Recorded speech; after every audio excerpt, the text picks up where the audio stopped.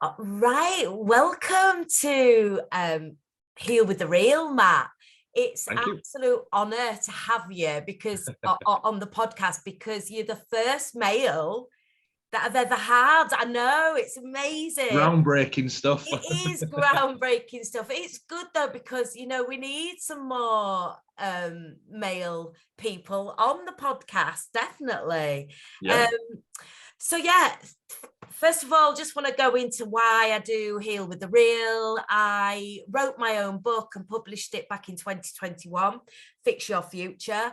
And that was my memoir of my journey to transformation and how I was able to learn to heal, not completely heal, because I don't think you ever do, but you learn how to deal with the trauma in different ways. And I wrote about that in my book. And within the back of my book, because I wrote my book, and in the back I didn't do like a self-help section, and I realized, well, how can I support other women with the tools that I personally use? So in the back of my book is all the tools that I personally use. So the reason I do the podcast is so that we can support other survivors or people that may be still going through abuse, and they just need those tools to maybe heal, maybe escape, maybe work a plan, to move forward. So Matt, over to you. We just want to do you to do an introduction and tell us all about you, where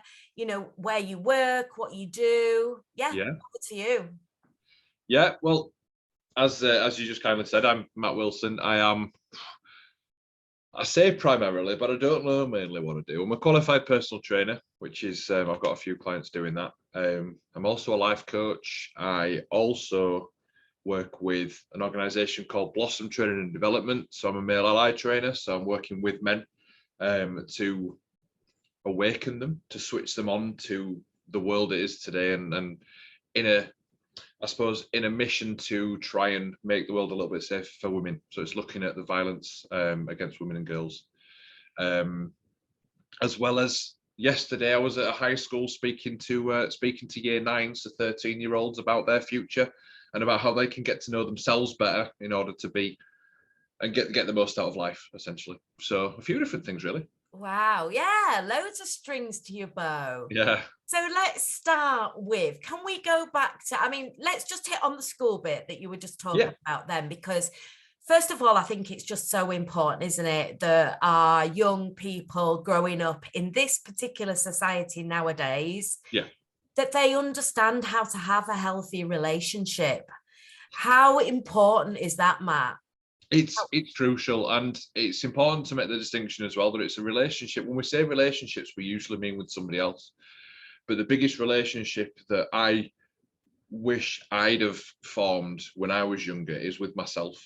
Yeah. And actually knowing who I was and being accepting of the things I did and taking ownership of the things I did and loving the way that I was, for its perks, for its downs and for its ups. Because I was that kind of kid that just did whatever anyone needed in order for me to be liked. So I was the kid that had all the friends, but actually I had very, very few people that, if the time came to it, that I could rely on. Yeah.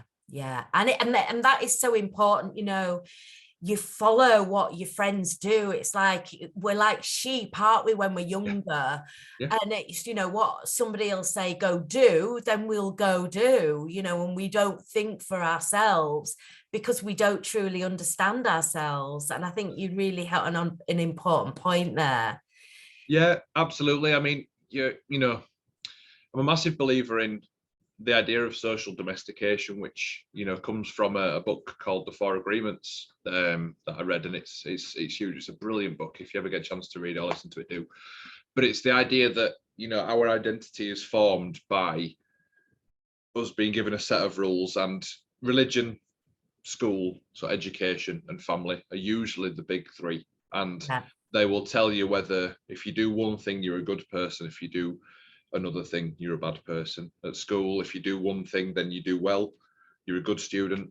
If you do another, then you're a bad student. And we just know as an adult, and we know as a modern society now, that it's not as black and white as that.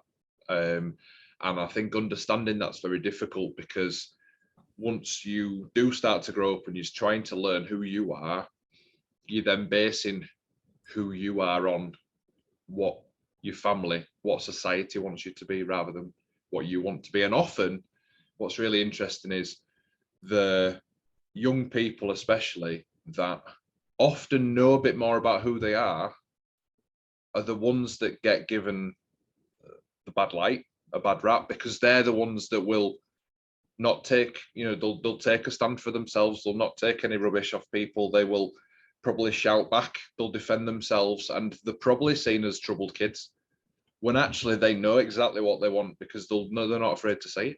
Yeah, and they're not troubled kids. I think they're just misunderstood, and they're not supported in the right way. Yes. I was in and out of school with my youngest, and it was because I felt like he was misunderstood in so many ways, and he wasn't given that extra support that maybe if he'd needed and been nurtured in the right way, that he would have done a whole lot better in that kind of system.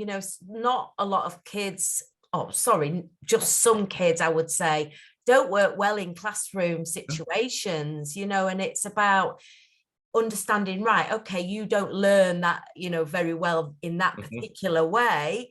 Let's understand how we can work with you to find a way that you can work and you can learn.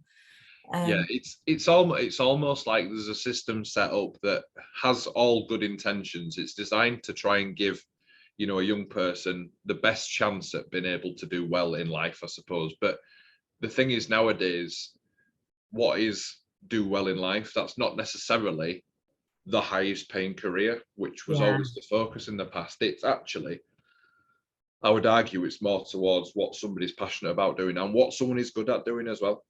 So if you've got somebody that isn't very academic, they're not very good at maths, they're not very good at English even, but yet they're super creative, or they're really good with their hands in terms of technology or something like that, then there really should be a focus on that for that student, because they might become the next, I don't know, the next famous creator or architect or something like that, and you just don't know. But because the way things are set up now, well, okay, you're really good at design technology, but you're not doing well in maths, English, and science, so actually you're failing. Yeah. And the thing, I have worked with people with learning disabilities for the past 12 years, and we always say everybody's got an ability, whoever they are in life, got an ability to do something, and so it's just nurturing that ability, isn't it? It's knowing what it is, and it's helping the individual. It's helping the individual to understand where their strengths are, because I did a talk this week, it was yesterday, and one of the questions I ask is, put your hands up, show of hands if you could name a weakness that you have, and generally 75% or more of the hands will go up. And I asked the second question, which is, put your hands up if you could name a strength of yours. Very few go up. Every single time, very few go up. And that says a lot, because really we should be celebrating what the strengths are, and we should be able to say, look, I'm really good at this, but actually I also know that I'm not so good at that. But how much does it matter? And we're British as well. Yeah. Well, yeah. Do you know what I mean? It's not often we go, I'm really good at this, that, Yeah, it's tough, isn't it? It's almost as if it's, well, I managed it, but you know what? Today's another day. The fight continues. It's almost this kind of proud, I'm not going to shout about who I am. I'm not going to rave about the things that I can do. Well, apart from the ironic thing is, rule Britannia. So Britain in history has shouted about how great we are. Yeah. But then as a society, we struggle to actually tell like we are individually. Yeah. Crazy. So can we go back to, because you talk about how you had trauma in the past. Yeah. Can we talk about that? Is that okay? Yeah, fine, yeah. Do you want to just start with wherever you want to start from? Yeah. I mean, I will kind of start this by saying, look, we know that everybody goes through trauma, but I'm a big believer that we're the only ones that see life through our own eyes and our own lenses. So expert by experience or whatever. So, you know, and it's important not to compare what somebody else has gone through with what you've gone through, because it's completely different.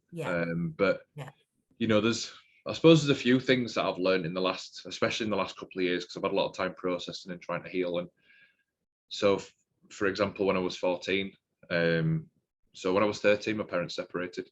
When I was 14, my dad took his own life. So that was the first thing. And as a 14-year-old, I think armor went up. Yeah. I was trying to be the person that was supportive for the family, so I didn't really talk about it much. Everyone else was very emotive, very upset.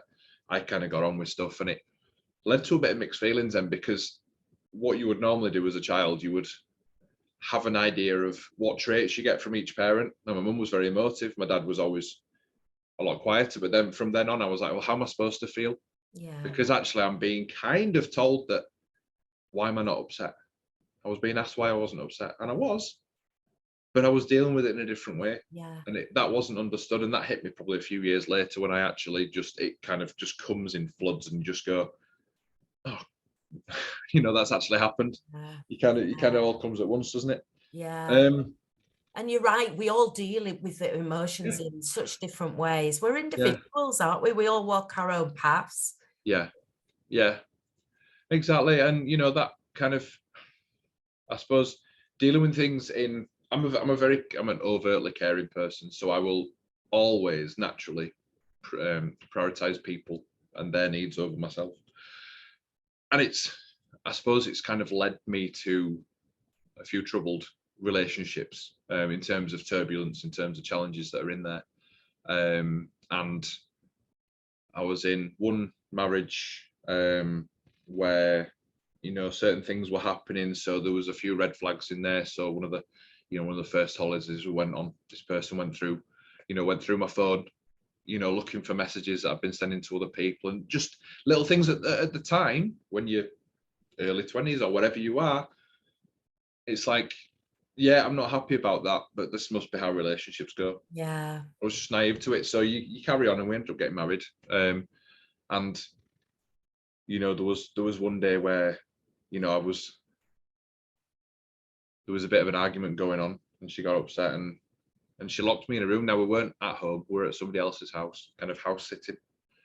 Locked me in a room, so it was one of the mortise locks, so a proper key lock. Locked it, threw away the key. Now, the one thing that I'm a super patient person, but the one thing I can't do is feeling trapped. Yeah. I mean, you've seen me. I'm 6'3". I'm 23 stone. I'm a big guy. I haven't always been this big, but I've always been this tall, and I just don't like feeling crowded in places. And that was a real challenge, because when I then feel trapped, how do I then deal with that situation and try and get out and resolve it safely? I've then got someone that's then hysterical, so I'm trying to deal with that, because I knew that if there was in any way that I tried to restrain anyone or get any way physical, that, well, we know what can happen. You know, things can happen, and things can go the wrong way. So it was a real struggle, and you know, it ended up being resolved that day without anyone getting hurt. And there were a few sensible choices made, and phoned her mum and stuff like that, and sorted it out, and family stuff. So, but you know, after that, we still ended up getting married. So there's all these things that now I look back and go, if that happened now, there is no way I'm out of there. Yeah. But at the time, I go, oh well, okay, maybe it was my fault. And you go, okay. And and then you go, well, actually, okay, I'll let it go. You know, it must have been difficult for her. You don't want to change too many things, so you'll just roll with it. And then more recently, so my second divorce. I don't collect marriages, by the way, but I'm just, you know, if I'm not afraid of commitment. So if I feel there's a connection with someone, then I will kind of go for it. But you know, and this one was super turbulent, and you know, it hadn't been long after I'd kind of left the first one, and you know, there was one particular night where,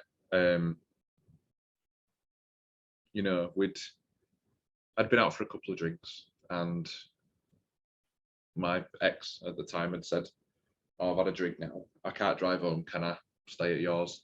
And I was like, right, well, this is awkward apart from anything else. But the caring part of me said, do you know what?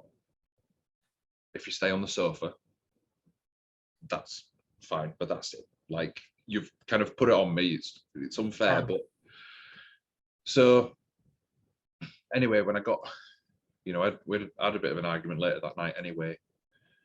She tried coming on to me, and bearing in mind this relationship had finished, you know, everything. And after a few drinks, I probably said something which was a little bit inflammatory, but she stormed off to the house, and I remember getting back and again, hysterics. So, you know, there was hysterics, you know, why don't you love me? Why can't we get back together? Why? And there's all these emotions going, and I'm trying to see it from the big picture. Obviously I'd had a few drinks as well, and there's all these emotions flowing, and I've got to try and keep my calm. And fortunately I'd done some training as a door supervisor, as a bouncer a few years ago, and kind of open hand stuff, and just making sure that you can be safe in, you know, in making space between you and somebody else. But it started getting physical, and you know, she was trying to break my bedroom door down, and I just needed to get out of there. I tried to take myself away, just needed to get out of there. Anyway, turns out I ended up getting into the car. And you know, when you make these crazy decisions, so I got into the car, and so you might laugh at this. So when I'm thinking, when everything's fight or flight syndrome, what things do I take in the car with me? I took me, my wallet, and the dog. But I don't know why I took the dog, but I put the dog in the car, and I thought, I just want to create space. So I realized I'd had a few drinks, and all I did was drive down the road. That's it, just literally 500 yards. Now, I shouldn't have done it. And the worst thing was, when I came back, when I'd spoke to this person's mum, and, you know, I'm telling this story, and if she hears it, she hears it. It's one of those things, but I'm trying not to be kind of too biased. I'm just trying to recollect what I'd experienced. And when I got back, the police were sat waiting for me on the street. Wow. So what had turned into me getting almost attacked in that way was then me getting breathalyzed, and I was clear, so I wasn't over the limit. But it took them to take me to the station and then interview me over domestic assault charges as well, which were completely unfounded, for that to be sorted. So, you know, that might be more detailed than you wanted, but I just no these are the things that I've now had to come to terms with happened. And still to this day, I see, if I see anything from those two people, you know, pop up on Facebook or whatever, and I'm not connected to them, but if I see anything, if they've come in on something of friends, I don't feel any anger or anything towards them. And I'm not sure yet whether that's because I'm healed or healing, or whether it's still because there's a mental block, because I can't remember lots of things that happened in those relationships. I think I feel like that now. I didn't. There was a time where I didn't. But I think for me personally, it was about forgiving myself. And, you know, being able to do that, not forgive the person that was abusive towards me, but not feeling that fear. I was always living in fear. Yeah. Even before I wrote my book and I published it in July 2021, and I sat on it for 6 months and I didn't tell anybody. And I was still working through this fear of what if, you know. And so I hadn't, you know, moved through that journey fully yet, to the point where I wasn't bothered. But I think for me personally, I had to go through that journey to get to the place where actually I aren't bothered now. And I talk about it openly. So that was kind of, for me, was that, you know, forgiveness. I don't know if that was a thing for you. I think it's trying. I think I've tried not to let things haunt me. And I don't know, we have this really ridiculous talent as humans, I think, for the brain to downplay things. So once things have happened, the fact that that's happened can become normal. So it's, oh yeah, that's happened, and somebody else will go, what? Like, I've never experienced something as severe as that in your life. But then you go, yeah, but it's happened. It's fine. Like, I'll tell anyone if they ask me stuff. I'm pretty much an open book when it comes to that. But it's the idea that almost as if we're just carrying on it with this next level of what's normal and what's expected. And I think that can be a good thing sometimes in few occasions, because it allows you to carry on without having this burden on you. Yeah. But it also, if you're too vulnerable at that time and that's the pattern you're going through, then it means that that normal can keep happening, and that will then grow, and it will grow, and it will grow, and it will still become normal to a point where we see people that are, you know, physically beaten and abused for years and years and years on end. Yeah. Because it becomes the normal pattern. Yeah, and you keep attracting those same people till you do that lesson. Well, hang on a minute, this has happened again. And you know, I've met somebody again that's treating me like shit. What is it? Why? Why am I attracting these people? And then it's like, well, hang on a minute, there must be a lesson to learn here. You know, what is the bloody lesson? Well, yeah. I just want to ask you, Matt, you know, you mentioned about when you lost your father when you were 14. Do you feel maybe, do you look back and, you know, associate that with why you were attracting the wrong people in your life? I don't know whether I've made that. I don't know whether I've made that direct link or not. I think there's been an overarching theme in my belief system from wherever it's been, that caring for people, and not just caring about people, caring for people and overtly helping people doing, was the only way that I could be a good person. Yeah. The only way I could be a good person. And that's something specifically that I've learned recently. And I can't pinpoint where it's come from. I don't know where it's come from. Sorry. I was just going to say that it's, you know, there are people that do things that don't involve caring for other people, and they are still good people. So it doesn't make any sense logically. I did CBT and stuff like that, and I know it doesn't make sense. Yeah. But it explains why at any one time, especially over the last couple of years, and I've had to dial back from this, I'd have maybe 3 or 4 voluntary roles for organizations because I was doing it, and it was almost like I wasn't deserving to get paid for doing this caring. Yeah. Weird, so weird, but it's there, and I don't know where it's come from, and now I know it's there, I can deal with it. It's your value system as well, isn't it? And I look back, for me personally, my eldest son was 30 when I was in an abusive relationship. Sorry, he's 30 now. He wasn't 30 at the time, but he was the eldest son. So there's 8 years between my eldest and then my next 2 younger boys. And so there was a big age gap. And because there wasn't anybody around in the home, he was always the one that was kind of the caregiver kind of person. And I'm just wondering whether that may be something that, because you lost your father so young, then you had to be that fatherly figure as you were growing up. And is that why, you know, the reason why you feel that you have to give to everybody? Potentially. But what's interesting is what I noticed as I started growing up, although I always tried to have lots of friends. Wait, looking back, there were more acquaintances, people that knew me rather than with particular friends. Actually, in the house, I enjoyed spending a lot of time alone.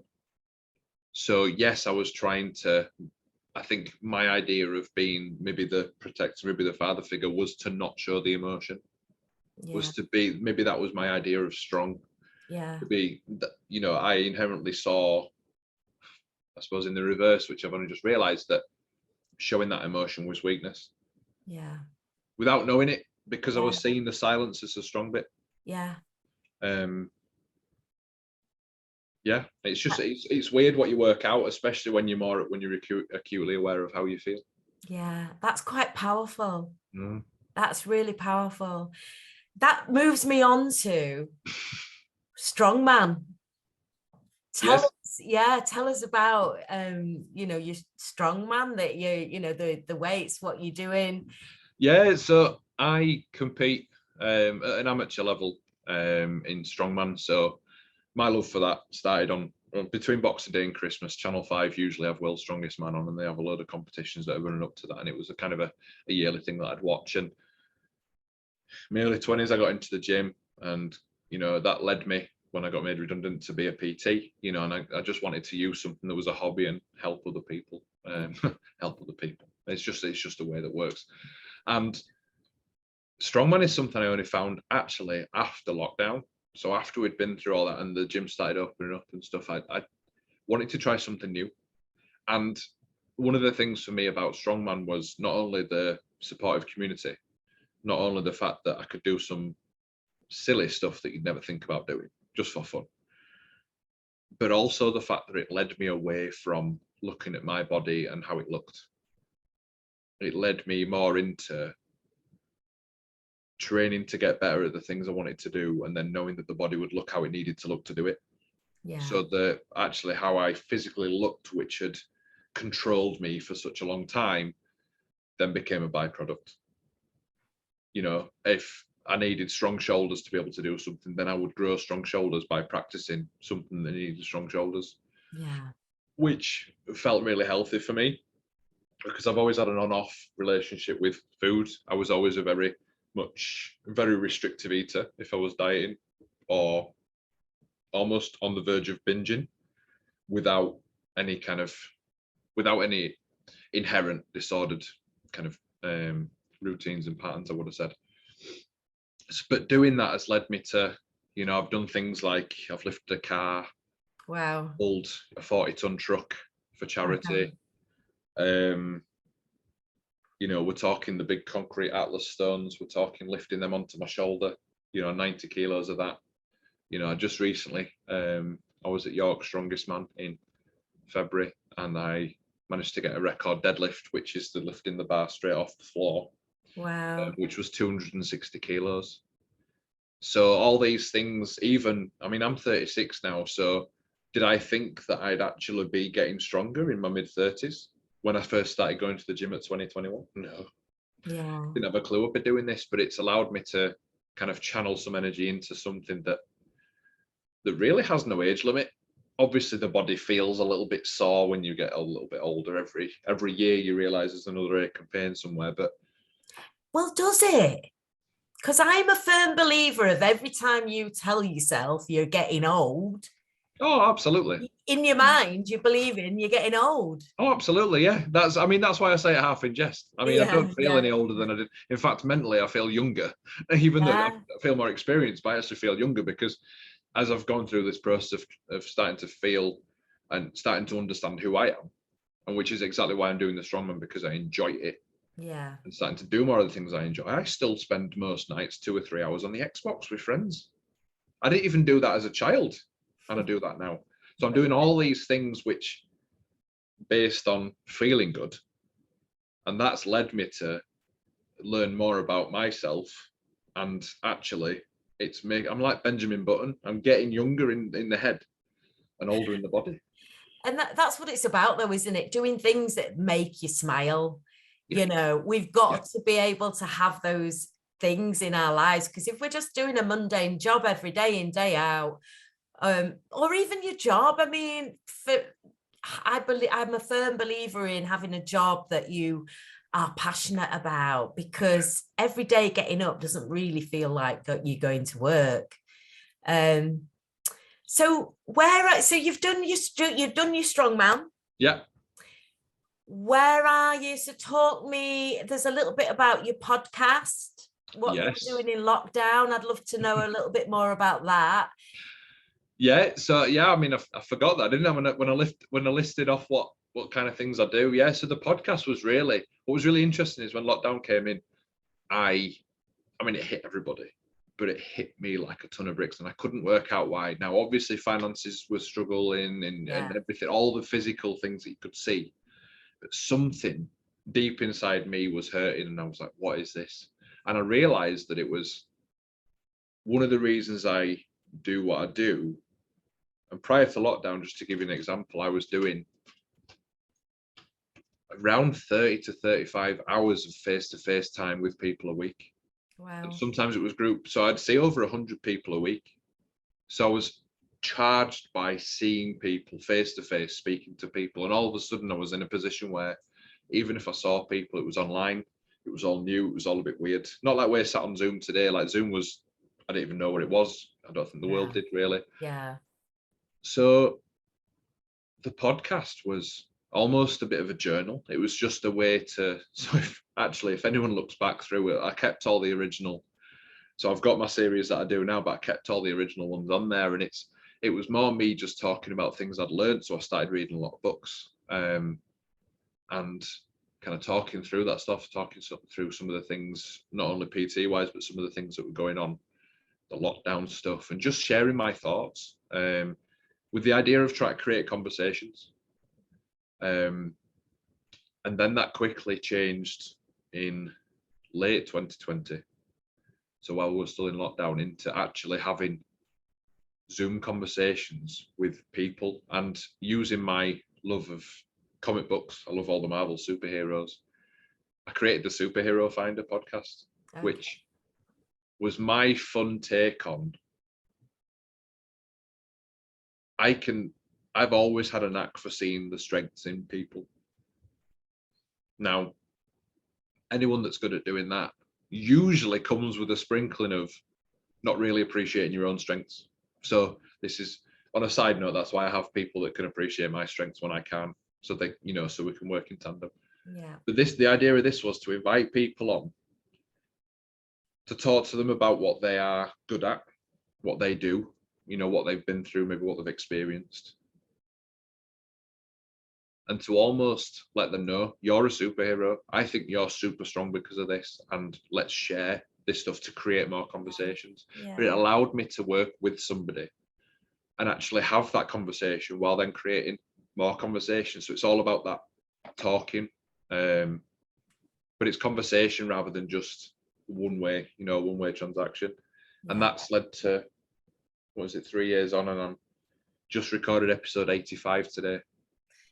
Who's been your most inspirational guest? Who would you say? And I bet you've had loads, but one that majorly, I know this is quite a bad question to ask, but there must be somebody that you thought, wow, how inspirational. Do you know, it's so tough. It really is tough. I mean, to give context, there's been, I've had friends that are physiotherapists, so they might talk about their top tips for, getting ready for a run or something. It all varied, and it all started off like that. But I think some of the most impactful conversations I've had have been around. So I spoke to one guy in the States, Dr. Alan Leiker, his name is, and he's a surgeon. He's a pretty well-renowned surgeon in America. And he lived in Canada and was diagnosed with a terminal disease. So he was told he had weeks to live. Wow. Back then, you had a phone book, and that was it. There was no way of Googling anything. There was no way of internet anything. And he just happened to have the number of a specialist in a hospital somewhere in the States that his friend had given him. And he rang this guy, and this guy said, I've seen your symptoms before. I want you to come and see me. And I think this was Thanksgiving. So he was supposed to be with his family, and he took this chance and he flew to see the specialist. And it turns out that it was another disease masquerading as the fatal one. Okay. So it was something that could be treated. So rather than going on the treatment for another one, which was just prolonging his life, and he's still with us today, 30 years on. Wow. And he spends his time now just trying to motivate and help other people. And that idea of knowing you're going to die, being accepting of death, and then being told that you're not dying. Yeah, amazing. And I do believe things happen for a reason. So that was definitely meant to happen, wasn't it? Yeah, absolutely. And I think the people that have gone through the biggest of traumas are just so resilient, and then they go on to really want to support other people in such incredible ways. Yeah. Tell me a little bit about you being an ally, a male ally. I'd love to hear more about that. Yeah, so I love it, and I love the word ally, and it's really interesting when we do this work, because what I've found is when we talk about the safety, or when we talk the safety of women and girls on this planet, and when we talk about violence against women and girls, it's harrowing, the figures, but I never quite realised until, you know, I met a friend of mine, Maddie, who set up Blossom, okay, with Rachel. And as soon as I knew, so there was a survey done in 2021 by, you know, women's safety leads. And one of the outcomes of that survey of 1,000 women was, oh, and actually just looking at national statistics as a whole, 75% of women will experience some kind of abuse. Yeah. Yeah, 2022, 2.4 million people, that's not women, were victims of domestic abuse. And then 1 to 2 women get killed by their partners every week. Yeah. Every week. Yeah. Which is a terrible statistic. It's absolutely terrible. And the one thing that got me involved in, well, there was a few things that got me involved in the kind of the allied training, but the one approach that I loved with Blossom is it's just can you tell the listeners what Blossom is, by the way? So Blossom Training and Development, based in the outskirts of Wakefield, but really kind of do work everywhere. Was started by Maddie and Rachel, who had both encountered abuse in former relationships. Yeah. And family stuff and various backgrounds. And they wanted to set up something. So it primarily started as a self-defense training, and kind of empowering women through fitness, through self-defense, and kind of getting a grasp on how confident you are, how strong you are, and all these things to be able to be, I suppose, more resilient to things that are going on. And I found them. I met Maddie once, and I went to one of the courses, and the self-defense is done differently than you would expect. So it's a full day course. And the self-defense is about breakaway. It's about creating space, and it's about getting away from somebody. Whereas traditionally we think of self-defense and we think of basic boxing or karate punches or something like that. Yeah. And that's not always the best option. You want to make the safest way you were going to be is to be away from the person, the perpetrator. Yeah. But there's also education in there. So it looks at, you know, the law, what the laws are, in terms of if you were to report, what routes can you report abuse, you know, what the laws are, do's and don'ts, things nowadays like sending inappropriate pictures of people, you know, because we've got you got teenagers that are kind of encountering that as a fairly new thing in the last few years. Weapons, so things that are sold on Amazon as things that break car windows in case you're closed and, you know, in case you're trapped in a car, are actually designed to be in there in case somebody attacks you. But the problem is, if you've got a weapon with you, one, it's not legal, and two, there's an idea of intent there that you're expecting to be attacked. And then there's the fact that if you've got a weapon, then the perpetrator is then on a heightened sense of alert for themselves. So there's actually more likelihood that you're going to get more hurt. So there's all these things around that, but it's that idea of, yes, there's the practical side of learning some of the physical techniques, but also it's the understanding the situation and how it could, you know, affect you or somebody else afterwards as well. So staying safe in the world. So that's how that explains that. But then when it comes to the male ally training, so I'm thinking, okay, so traditionally a lot of the work is done to help victims. Yeah. There's a lot of work, a lot of organizations that help victims of abuse, but that's after the fact because they're a victim. Yeah. So we've also got a small amount of men that affect a large amount of women. So there's a massive dichotomy there. There's a massive disproportionality. What about the rest of the men? Yeah. So it got us thinking. And there's, say for argument's sake, 70% of men, just as a guess. Yeah. That have either a collection of people that have never experienced abuse, they've never seen it, so they've never had anyone that's experienced it, so it's never really been in their life, it's not in their bubble. Yeah. So unaware. There's people that have seen it and not known what to do about it, and there's people that have seen it that would never dream of doing it. So it's almost that embarrassment, it's almost that whenever it's mentioned, it's that yeah, but not all men, not all men. And it's often what you hear. It's, you know, it's that kind of, you're telling us off now. We're not all bad. Yeah. That's never been the case. So my vision is, and the workshops, the design that I do, to take those men, get them together and go, right, this is the state the world is in now. This is how the world looks to women. What are our experiences as men? How does that differ? Is that fair? How do we feel about that? Looking at different, I suppose, different scenarios. What would we do if we saw this? So it could be something as simple as a woman sat on the bus and there's three boys shouting and jeering and shouting, you know, shouting horrible things. What would you do? And it's using that power of discussion, which then, because it's men only, it not only brings out, oh, well, actually, I've seen that and this is what I did, or I've seen that and this is what I saw somebody do, but it also brings out the, yeah, but how do I do that? Yeah. How do I approach that? How do I tell my friend that we're out with, on a work colleague, that it's not right that he should be treating his girlfriend like that? How do I approach that? So it's using the power of the collective mind, I suppose, in that way, to look at, along with theory, along with some actual practical advice we can give, to empower those men to be more aware of. So the unaware become aware, the quiet become louder, and the scared become more confident that they know a way that they can report it safely. Yeah. And they know that by reporting it or doing something, or even just a message to the victim, in this case, checking if they're okay, Yeah. just checking afterwards. All these seemingly tiny things make a huge impact on the person that's going through it.